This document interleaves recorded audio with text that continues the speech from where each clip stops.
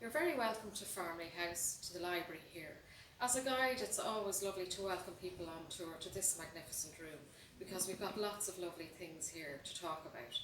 And the theme of this year's Heritage Week is education, you know, stories from our past. So what I'd like to do is to use a fantastic painting that we have here behind me in the library to share lots of stories. And if a picture could paint 1,000 words, this painting, I think, could possibly tell 1,000 stories, because I've been doing some research and looking into all the people who are in the painting. They certainly do have a lot of stories to tell. So there's a mixture here of lots of people from high society in Dublin in 1868.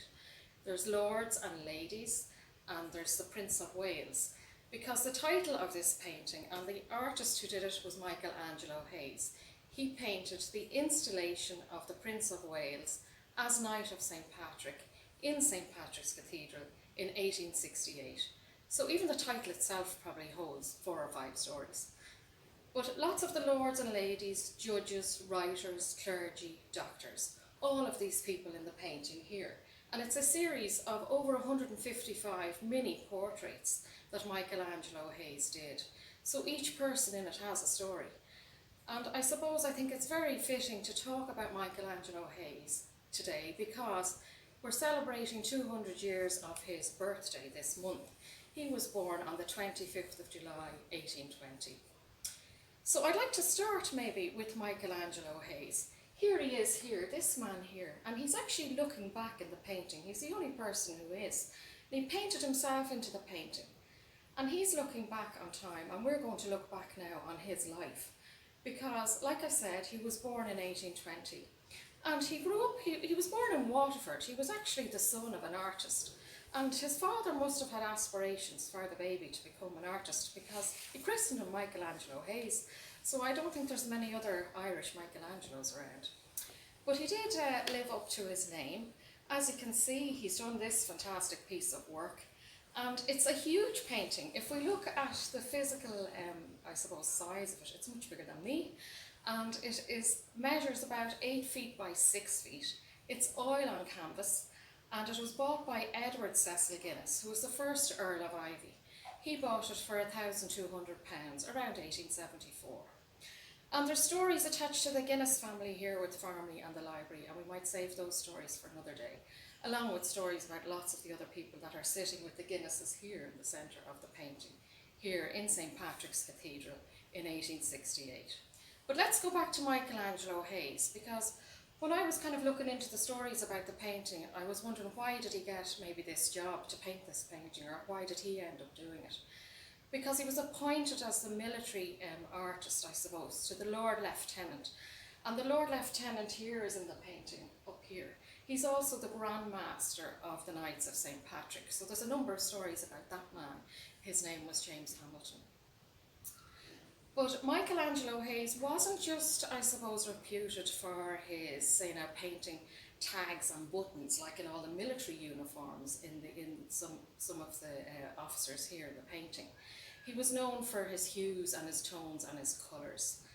And he also won a prize for one of his works in 1845 for his illustrations of the ballads of Sovorn and Deelish.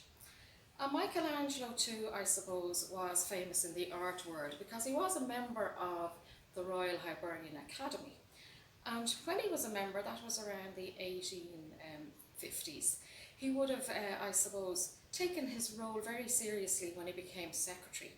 And he possibly maybe caused a little bit of a stir or a controversy with some of the other members who might have been a little bit more lax about paying their membership fees and keeping them up to date, because Michelangelo ended up resigning from the post then. And there was also, I suppose, a few issues around that time with him maybe not handing back the books and the keys at the time, but it seems to have got resolved because he did come back as a member a few years again later. And another thing that Michelangelo Hayes would have done would have been, I think he'd got into another little bit of trouble. He was sued at one stage for doing a caricature of a Lord Mayor or somebody at one stage, and they didn't maybe like the way he had done that. But in fairness, I think that he has to be commended for his piece of work here. I think his father would be very proud of him. It's an absolutely beautiful painting. I mean, looking at it on video really doesn't do it justice. It really deserves to be seen by the naked eye, and to have an audience right here in front of it when I'm talking about it. So I'd like to invite all of you at some stage to come into Farmleigh, and I'd be very happy to tell more stories. So as soon as we can do that safely, with when the COVID lockdown is lifted, we will be inviting small groups to come in and learn more stories about the painting.